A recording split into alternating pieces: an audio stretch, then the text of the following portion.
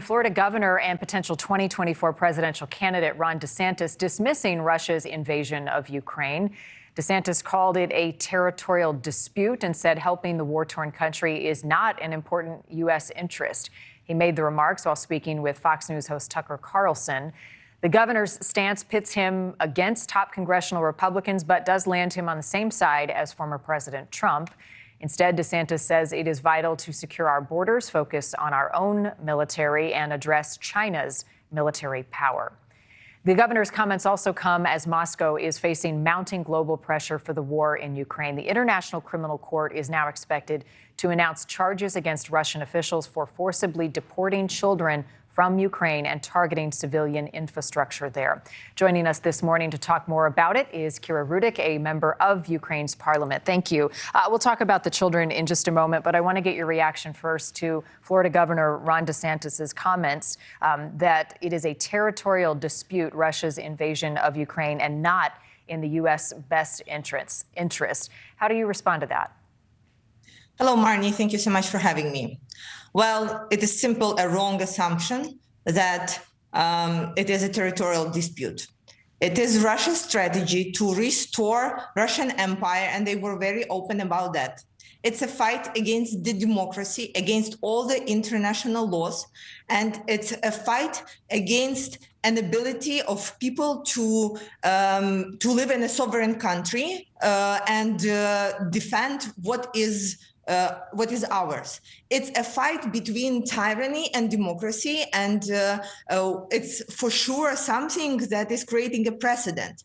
If the United States, as a leader of the democratic countries, would allow Russia to get away with what they are committing right now in Ukraine, so what stops their other dictators and authoritarians to do the same?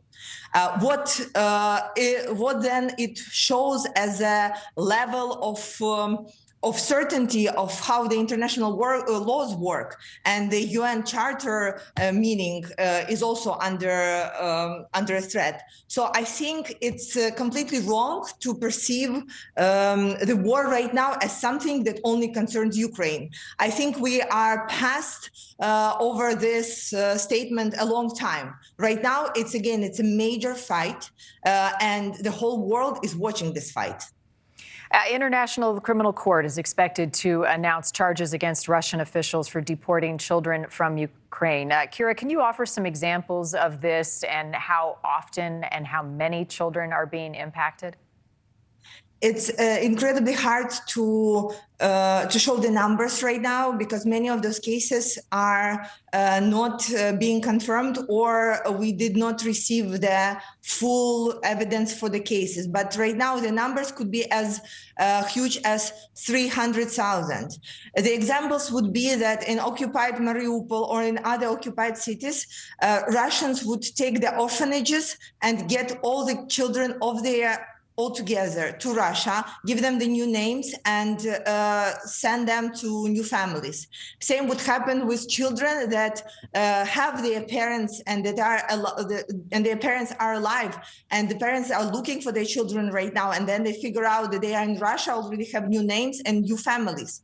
And it is such a terrifying situation that we are at because, again, because Russia is committing all kinds of the war crimes, we are unable to protect even basic human rights here.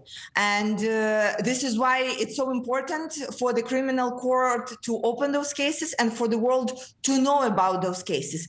Can you imagine an absolute shock of a parent who would learn that their child is being taken away from them, and because during the wartime, sometimes everybody is just running from the bombarding, and